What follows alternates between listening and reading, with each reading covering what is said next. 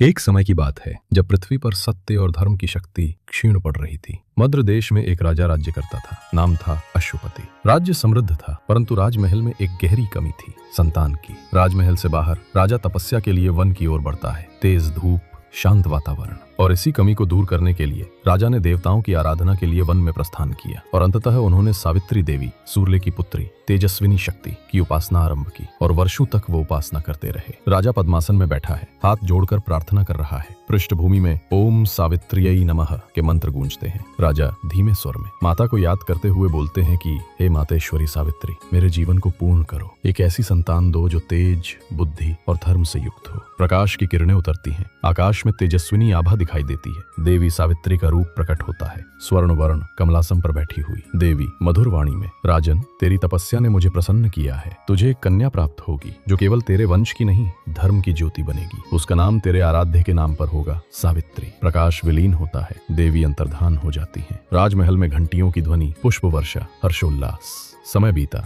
और मद्र राज के महल में जन्म हुआ एक तेजस्विनी कन्या का। उसके मुख से जैसे स्वयं सूर्य की किरणें झलकती थी। उसकी आंखों में करुणा और हृदय में शांति थी। राजमहल गूंज उठा और सभी लोगों ने बोला, जय हो देवी सावित्री की। कुछ समय बाद एक वृद्ध ऋषि राजमहल में आते हैं। नवजात को देखकर मुस्कुराते हैं, फिर गंभीर हो जाते हैं। ऋषि बोलते हैं कि राजन, ये कन्या विलक्षण है। इसके जीवन में एक दिन ऐसा भी आएगा जब ये मृत्यु के द्वार तक जाएगी, पर लौटेगी धर्म को विजयी बनाकर। उसी क्षण विधाता ने लिखा, सावित्री का जीवन केवल प्रेम की नहीं, धर्म और विवेक की विजय की गाथा बनेगा।